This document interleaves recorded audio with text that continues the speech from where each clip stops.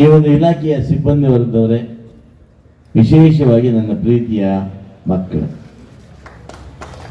ಈ ಕಾರ್ಯಕ್ರಮವನ್ನ ನಾನು ಬಹಳ ಸರಳವಾಗಿ ಹಿಂದೆ ಮಾಡಬೇಕು ಅಂತ ತೀರ್ಮಾನ ಮಾಡಿದೆ. ಕಾರಣ ಏನಪ್ಪಾ ಅಂದ್ರೆ, ನಾವೆಲ್ಲ ಕೂಡ ಅಂಬೇಡ್ಕರ್ ಬಗ್ಗೆ ಪುಟ್ಟಿನಗಟ್ಟಲೆ ಎಲ್ಲ ಮಾತಾಡ್ತೀವಿ. ಅವರ ವಿಚಾರಧಾರೆಗಳನ್ನ ಓದ್ತೇವೆ, ಆದರೆ ಯಾರೂ ಕೂಡ ಅದನ್ನ 99% ಜನ ಅದನ್ನು ಪಾಲನೆ ಮಾಡೋದಿಲ್ಲ.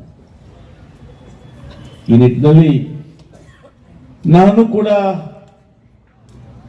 ಬಹುಶಃ ಸರ್ಕಾರಿ ಹಾಸ್ಟೆಲ್ ಓದ್ತಕ್ಕಂಥ ಒಬ್ಬ ವಿದ್ಯಾರ್ಥಿ. ನಾನು ಕೂಡ ಜನರಲ್ ಹಾಸ್ಟೆಲಲ್ಲಿ 77 ಕೊಡ್ತೀನಿ, 77ರಿಂದ 89 ತನಕ ಸರ್ಕಾರಿ ಹಾಸ್ಟೆಲ್ ವಿದ್ಯಾಭ್ಯಾಸ ಮಾಡಿದಂಥ ವಿದ್ಯಾರ್ಥಿ ನಾನು ಕೂಡ. ಅಂದಿನ ದಿನಮಾನಗಳಲ್ಲಿ ನಮಗೆ ಇಷ್ಟು ಸೌಲಭ್ಯ ಇರಲಿಲ್ಲ. ಹಳೇ ಬಾಡಿ ಕಟ್ಟಡಗಳು. ನನ್ನ ಪ್ರಕಾರ ಅಂದಿನ ದಿನಮಾನಗಳಲ್ಲಿ ಸ್ವಂತ ಕಟ್ಟಡ ಒಂದು ಕೂಡ ಇರಲಿಲ್ಲ. ಅವತ್ತು ನಿಮ್ಮ BDO ಆಫೀಸ್ ಇತ್ತಲ್ಲ, BDO ಆಫೀಸಲ್ಲಿ ಇಲ್ಲಿ ಸೋಷಿಯಲ್ ವೆಲ್ಫೇರ್ ಇನ್ಸ್ಪೆಕ್ಟರ್ ಅಂತ ಒಂದು ಪೋಸ್ಟ್ ಕ್ರಿಯೇಟ್ ಮಾಡಿ ಅವರ ಹ್ಯಾಂಡ್ ಓವರ್ ಅಲ್ಲಿ ಒಂದು 4-5 ಜನ ಹಾಸ್ಟೆಲ್ ಸೂಪರಿಂಟೆಂಡೆಂಟ್ಗಳನ್ನ ಅಡಿಗೆವನ್ನ ಕೊಟ್ಟು ಪ್ರಾರಂಭ ಮಾಡಿದಂತ ಕೆಲಸ. ಇವತ್ತು ನೀವು ಅದಕ್ಕೆ ಕಂಪೇರ್ ಮಾಡಿ ನೋಡಿದಾಗ ನನಗೆಲ್ಲೋ ಒಂದು ಕಡೆ ಈ ಜನರ ಆಶೀರ್ವಾದದಿಂದ, ಜನರ ಪ್ರೀತಿಯಿಂದ ಅಧಿಕಾರ ಸಿಕ್ಕಾಗ ಎಷ್ಟು ಗಮನ ಕೊಟ್ಟಿದ್ದು ಈ ಹಾಸ್ಟೆಲ್ಗಳ ಕಡೆ. ಯಾಕಂದ್ರೆ ನಾನು ಶಾಸಕರಾಗಿ ಇವತ್ತಿಗೆ 13 ವರ್ಷ ಆಯಿತು. 13 ವರ್ಷಗಳಲ್ಲಿ ಕೋಲಾರ ಜಿಲ್ಲೆಯಲ್ಲಿ ಏನಾದರೂ ಕೂಡ ಹೆಚ್ಚಿನ ವಿದ್ಯಾರ್ಥಿಗಳಿದ್ದಾವೆ ಅಂದ್ರೆ ಅದು ಬಹುಶಃ ಬಂಗಾರಪೇಟೆಯಲ್ಲಿ ಅಂತ ನಾನಾದರೂ ಭಾವಿಸ್ತೇನೆ. ನೋಡಿ, ಹೊಸದಾಗಿ ಇವತ್ತು ನಾನು ನಮ್ಮ ಕಿತ್ತೂರಾಣಿ ಒಂದು ಶಾಲೆಯ ಪ್ರಾಂಶುಪಾಲರಾಗಿರ್ತಕ್ಕಂಥ ನಮ್ಮ ಮೇಡಮ್ ಎಲ್ಲ ಸುಮಂತ್ರಲ್ಲ, ನಮ್ಮ ಮೇಡಮ್ ಅವ್ರು ಕಂಡ್ರೆ ನನಗೆ ಬಹಳ ಪ್ರೀತಿ ಗೌರವ. ಬಹುಶಃ ನನಗೆ 12 ವರ್ಷಗಳ ಹಿಂದೆ ಇಲ್ಲಿ ಹಾಸ್ಟೆಲ್ ಬಂದರು ಇಲ್ಲಿಗೆ ಅವರು, ಸುಮನ್ ಮೇಡಮ್ ಅವರು.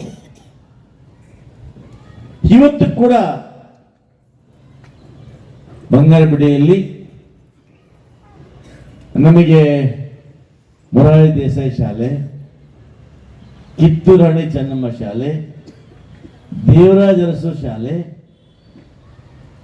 ಆ ಕಾಲೇಜ್ ಮಕ್ಕಳಿಗೆ ದೇಶದಲ್ಲಿ ಜನರಲ್ ಹಾಸ್ಟೆಲು, ಮೈನಾರಿಟಿ ಮಕ್ಕಳಿಗೆ ಹಾಸ್ಟೆಲ್ಲು, ಬಾಲಕಿಯರಿಗೆ ಉಚಿತವಾದಂತಕ್ಕಂಥ ದೇಶಹಳ್ಳಿಯಲ್ಲಿ ಬ್ಯಾಕ್ವರ್ಡ್ ಕ್ಯಾಸ್ಟ್ ಬಾಲಕಿಯರಿಗೆ ಹಾಸ್ಟೆಲ್ಲು, ಇವರಿಗೆ ಕಾಮಸಮುದ್ರದಲ್ಲಿ ಹಾಸ್ಟೆಲ್ಲು, ಬೂದಿಕಡ್ಡಲ್ಲಿ ಹಾಸ್ಟೆಲ್ಲು,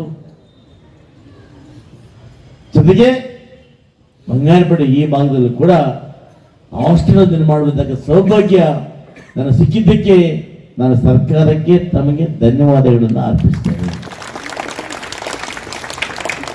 ನಮ್ಮಲ್ಲಿ ಇವತ್ತು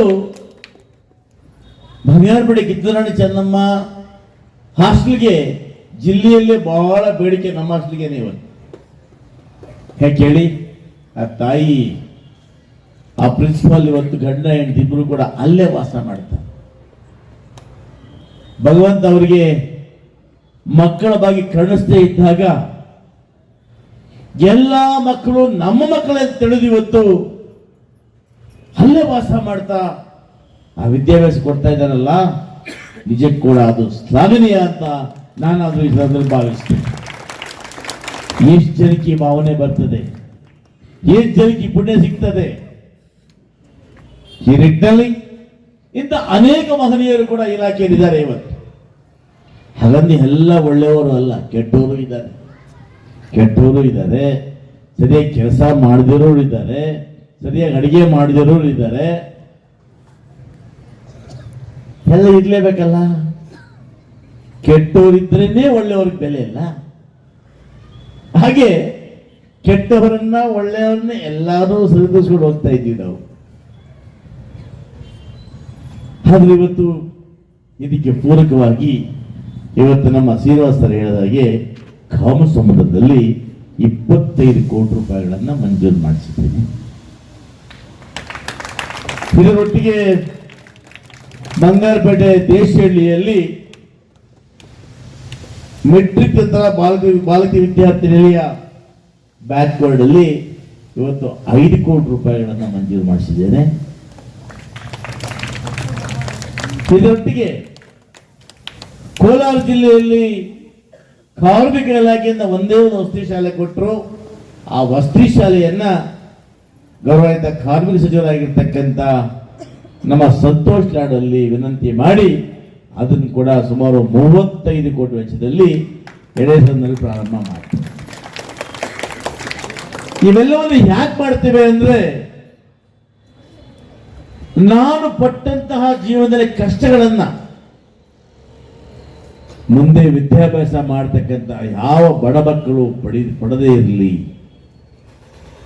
ಅವರಿಗೆಲ್ಲ ಸೌಲಭ್ಯಗಳು ಸಿಕ್ಕಿ ಮುಂದಿನ ದಿನಮಾನಗಳಲ್ಲಿ ಈ ರಾಷ್ಟ್ರ ಕಟ್ಟುವಂತಹ, ರಾಜ್ಯ ಕಟ್ಟುವಂತಹ ಸತ್ಪ್ರಜೆಗಳಾಗಿ IAS, KS, MBBS, ಇಂಜಿನಿಯರಿಂಗ್ ಮತ್ತೆ ಸೈಂಟಿಸ್ಟ್ಗಳಾಗಿ ಹೊರಹೊಮ್ಮಬೇಕು ಅನ್ನೋ ಉದ್ದೇಶದಿಂದ ಇಷ್ಟೆಲ್ಲ ಹಾಸ್ಟೆಲ್ ಇವತ್ತು ನಿರ್ಮಾಣ ಮಾಡಿದ್ದೇವೆ.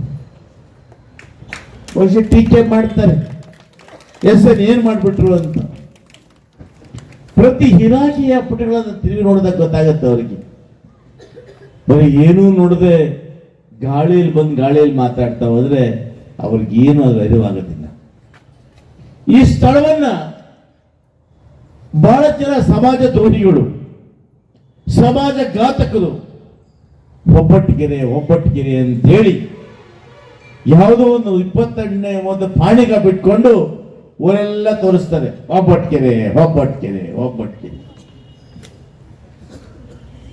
ಅವರಿಗೆ ಬಂಗಾರಪೇಟೆ ಇತಿಹಾಸವೇ ಗೊತ್ತಿಲ್ಲ ಪಾಪ.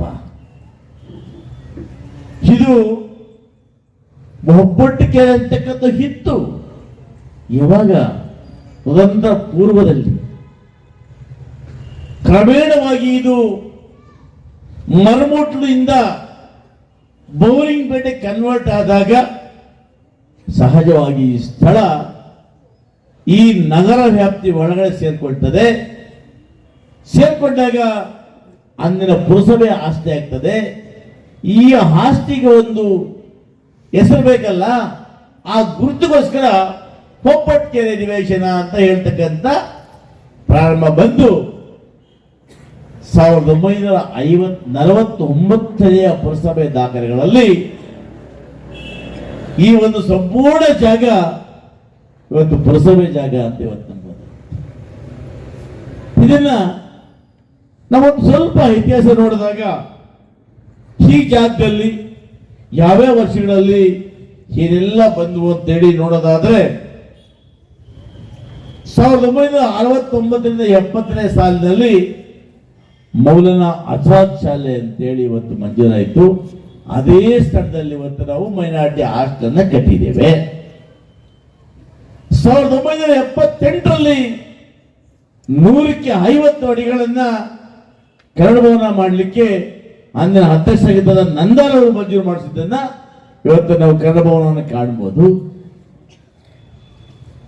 ಅದೇ ರೀತಿಯಾಗಿ ಸಮಾಜ ಕಲ್ಯಾಣ ಇಲಾಖೆಗೆ